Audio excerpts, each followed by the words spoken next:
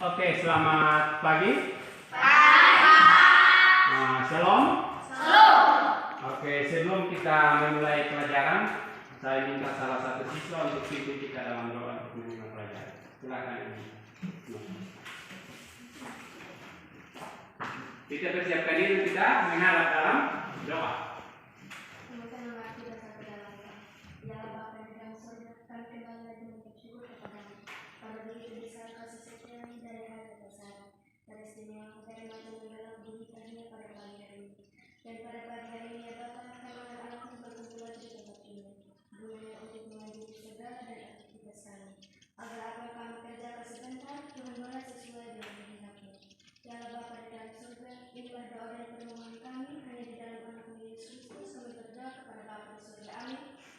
Terima kasih sudah membawa. Silakan dulu. Oke, sebelum kita memulai pelajaran, saya akan absen dulu.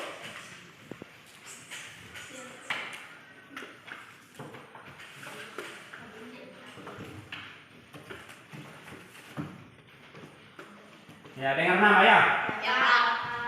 Anastasia Chama. Apliana Kondo.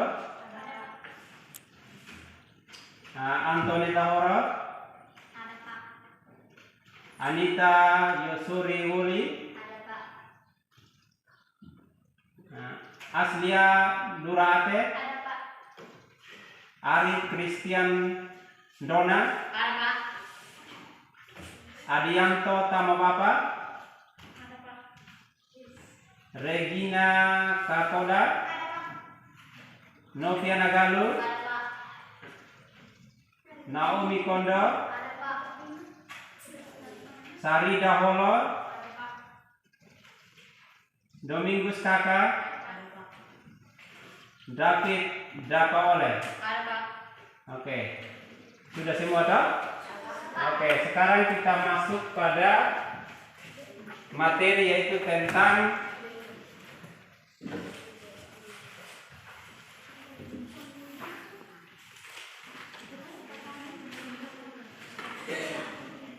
materi kita tentang hari ini. Kita belajar tentang hidup beriman, ya? Ya, Pak. Hidup beriman.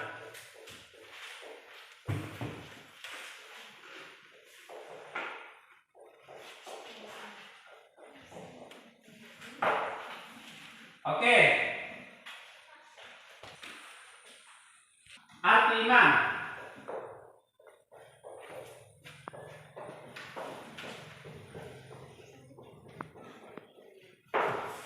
Ada yang tahu tentang arti iman? Hah? Ada yang tahu tentang iman? Apa itu iman? Tiga. Hah? Iman sama dengan apa? Keyakinan. Apa lagi? Kepercayaan. Apa yang kita percaya? Hah? Yesus Kristus. Dan kalau kita berbicara tentang iman, yaitu tentang kepercayaan yang kita percaya itu Yesus Kristus. Apa yang kita imani, yaitu Yesus Kristus. Baik, di situ kata iman dalam perjanjian lama berpegang teguh. Paham ini? Berpegang teguh. Jadi apa kata iman dalam kata perjanjian lama itu berpegang teguh. Jadi kalau kita berbicara tentang iman, itu berarti kita berbicara tentang apa yang kita yakini dan apa yang kita percaya. Yang kita percaya adalah Tuhan Allah yang menciptakan segala sesuatu indah pada waktunya. Itu kepercayaan kita yang disebut tentang arti iman. Ya, jadi kalau kita ke gereja, apa yang kita sembah dan apa yang kita yakini yaitu tentang Yesus Kristus. Kemarin kita ke gereja, toh? Iya, Pak. Ya, apa yang kita imani dan itulah Yesus Kristus.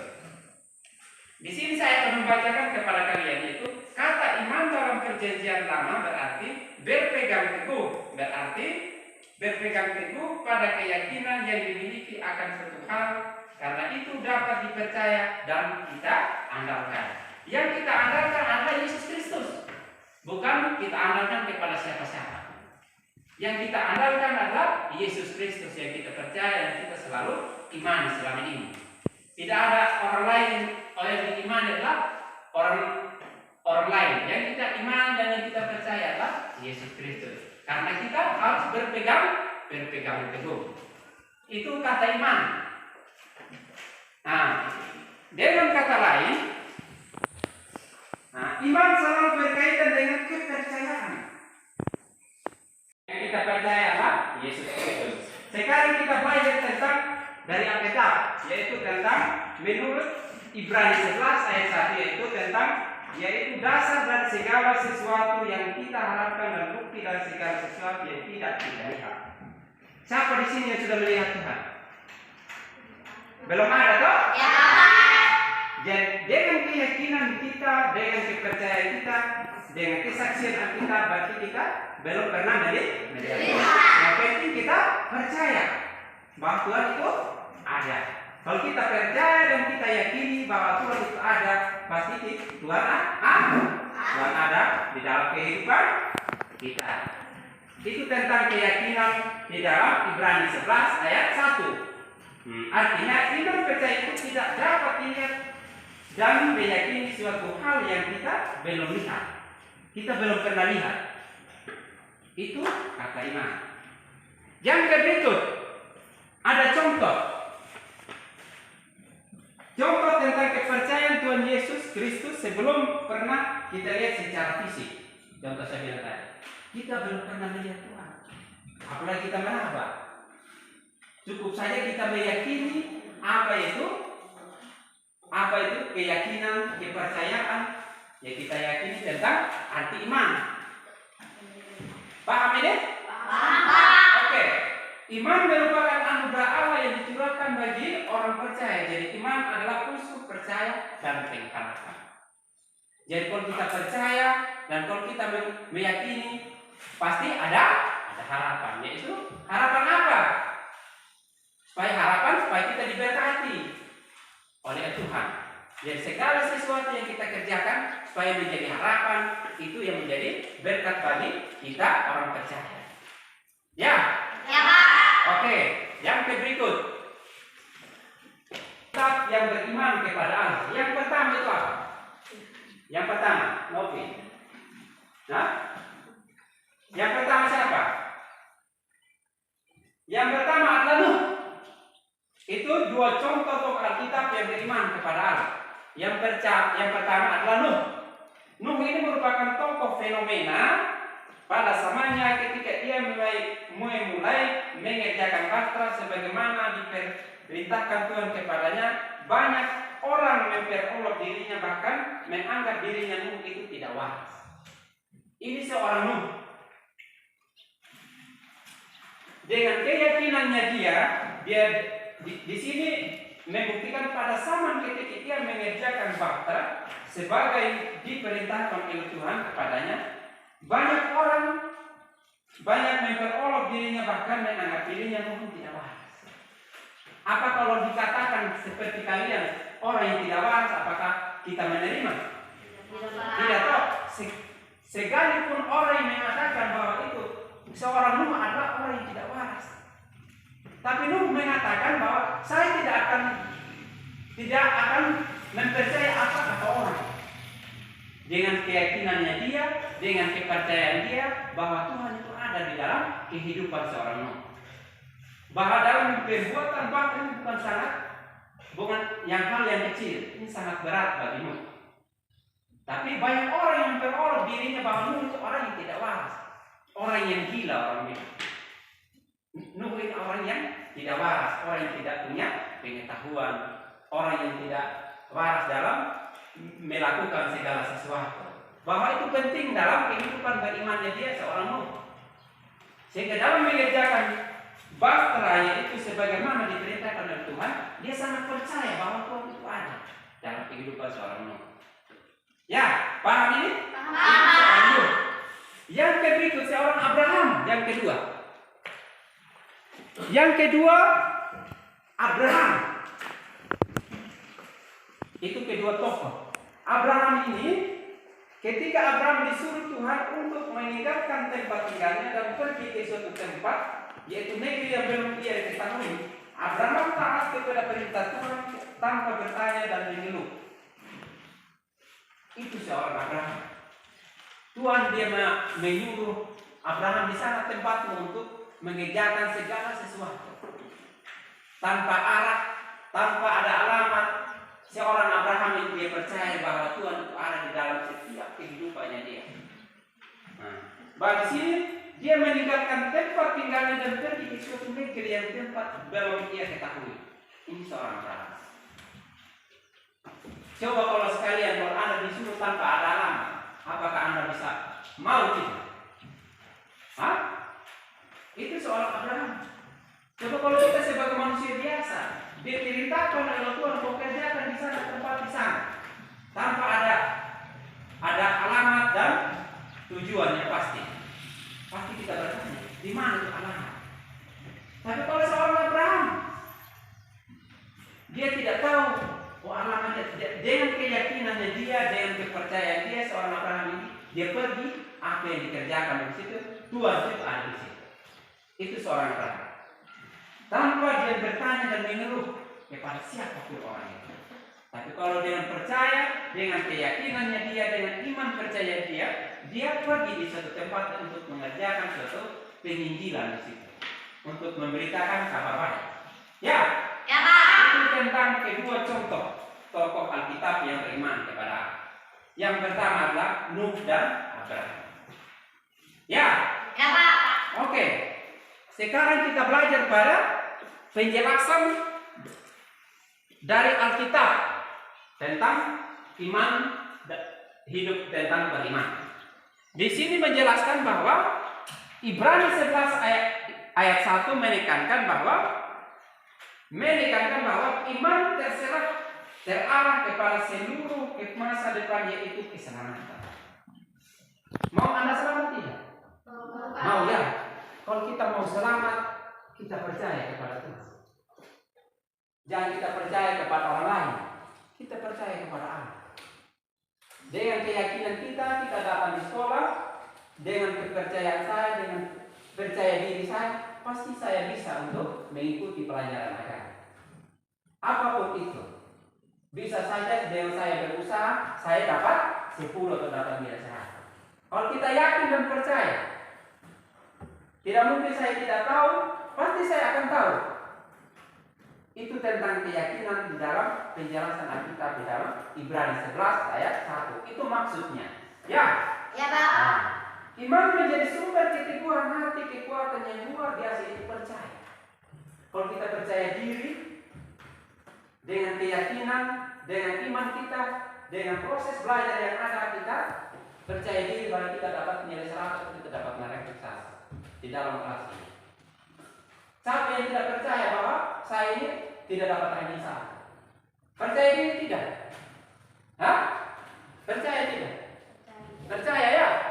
Bahwa saya dengan keyakinan saya, dengan iman percaya saya, bahwa saya harus dapat ranking 1 atau dapat nilai 100. Itu kepercayaan kita. Dan itu cita-cita bagi kita setiap orang yang mau berusaha. Nah, yang berikut di Yakobus 2 ayat 14 sampai 17. Iman menyelamatkan senantiasa merupakan iman yang hidup dan tidak berhenti dalam sekedar mengaku Kristus sebagai juru selamat, dan juga mendorong ketaatan kepada Allah, kepada Yesus Kristus. Iman yang sejati selalu menyatakan dirinya dalam ketaatan kepada Allah dan perbuatan belas kasihan terhadap mereka yang membutuhkan. Itu di dalam Yakobus 2 ayat 14 sampai 17. Dia menekankan bahwa iman merupakan suatu penyelamatan bagi kita sebagai umat percaya. Ya, berhenti dengan sekedar mengaku Kristus. Itu tentang di Yakobus 2 ayat 14 sampai 17. Bahwa di sini menekankan bahwa senantiasa merupakan iman yang hidup dalam kehidupan kita. Contoh sekarang kita belajar. Dengan hati kita, dengan ikhlas kita, dengan jam-jam seperti ini kita dengan ikhlas hati kita akan belajar bersama. Itu dia ya. Tentang iman sejati, dia menyatakan dirinya dalam kita taat kepada Allah, kita taat kepada perintah Allah. Apa yang diperintahkan oleh Allah, dan kita harus menjalani itu sebagai anak Tuhan. Oke, yang berikut. Apakah sampai di sini Anda paham? Paham ya? Atau ada yang tidak mengerti tentang iman hidup secara beriman? Paham tidak? Paham. Paham ya? Nah, jadi kalau Anda ditanya apa itu iman? Apa itu iman kepercayaan kita? Jadi kalau kita bertanya, iman percaya kita adalah Yesus Kristus. Jadi kita tadi sudah menggali dari kesimpulan yang ada bahwa iman adalah kepercayaan Allah. Dan yang kedua adalah janji Tuhan yang digenapi. Jadi apapun yang terjadi tetap berpegang teguh pada janji Allah. Sampai tidak berjanji kepada Tuhan. Hah? Mau berjanji tidak kepada Tuhan? Inkah? Mau berjanji kepada Tuhan? Mau ya? Nah, semua sebagai anak Tuhan kita harus berjanji kepada Tuhan. Kita harus berjanji, saya hari ini harus bisa. Ya Inka? Ya Robi? Kita harus berjanji kepada Tuhan bahwa saya ini adalah, hari ini adalah saya belajar tentang arti iman. Itu perjanjian saya ketika saya berada di lingkungan sekolah. Oke? Oke, sampai di sini ada yang mau bertanya, silakan. Saya memberikan kesempatan kepada kalian supaya kita belajar bersama apa itu arti iman. Novi, apa ada pertanyaan? Silakan bertanya tentang apa itu iman. Ada? Laki-laki. Nama siapa ini? Domingus. Hah? Mengerti, paham tidak tentang iman, kepercayaan kita? Hah? Paham ya? Oke, kalau memang Anda sudah paham, saya akan membagi dalam suatu diskusi kelompok. Ya, kita akan berdiskusikan tentang arti iman. Ya. Nah, sekarang saya akan membagi 3 kelompok, dan itu kelompok kita akan membagi dan kita mempresentasikan di depan kelas. Ya, satu persatu. Saya bagi dalam 3 kelompok. Ini kelompok 1, kelompok 2, kelompok 3. Ya, oke. Ya. Ya, Pak. Untuk Anda berdiskusi. Kelompok 2. Kelompok 3. Nah, silakan berebut, berhadapan sebagai kelompok Anda berdiskusi. Duduk sini. Nah, balik. Begitu pun juga di sini. Berebut bagi kelompok. Putar.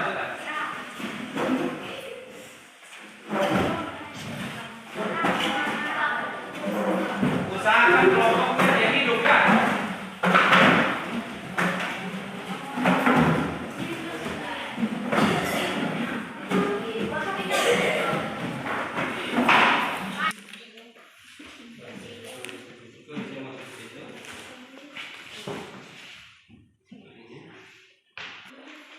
Tulis yang maksud di situ, nanti Anda baca di depan.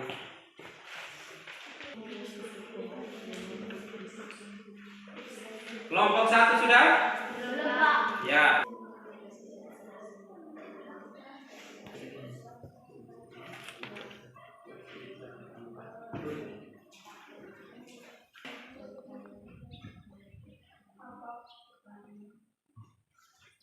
Usahakan tulisan yang bagus supaya sebentar kita presentasikan supaya kita lebih jelas.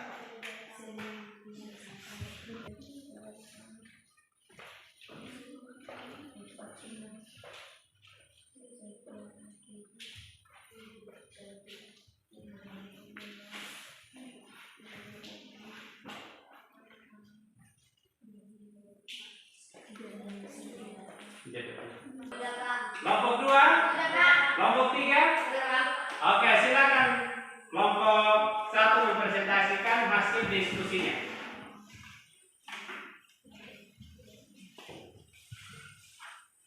Iman berarti percaya kepada Allah, dan Tuhan pasti digenapi dari apapun yang terjadi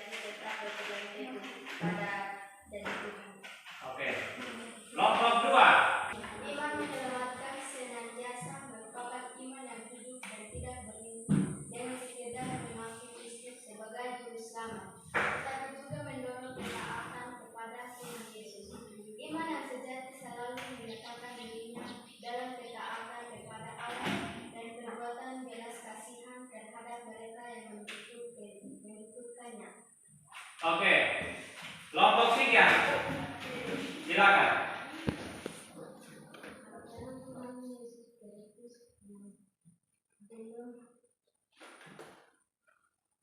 Karena kita lihat secara fisik, namun kita percaya kepadanya berdasarkan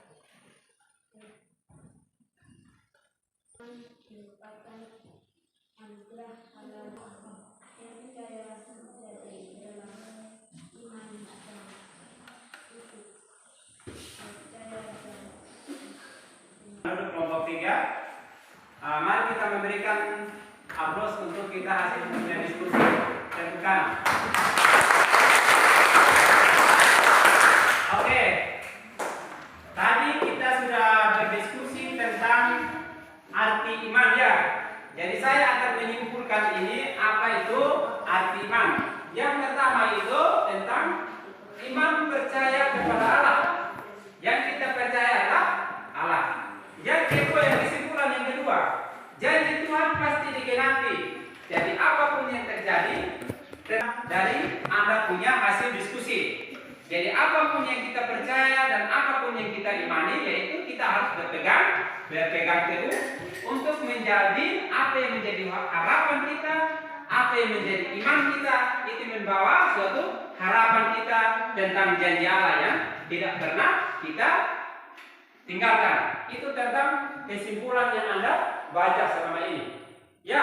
ya Pak. Nah, sampai di sini, mungkin sampai di sini ada yang mau ini apa? Tidak ada tahu? Semua sudah jelas?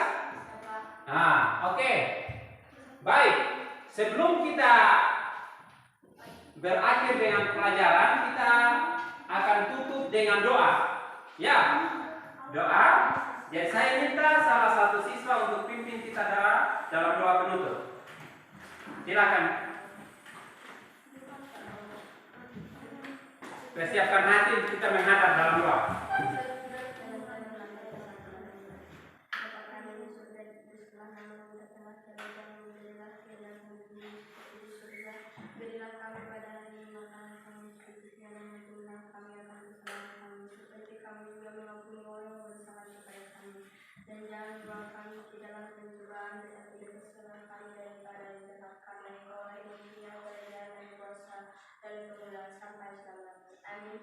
Ya, terima kasih kepada Engkau yang membawakan dalam kita dalam doa.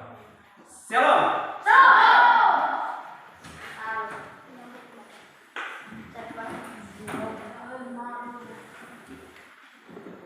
Oke, sampai di sini perjumpaan kita. Sekian dan terima kasih.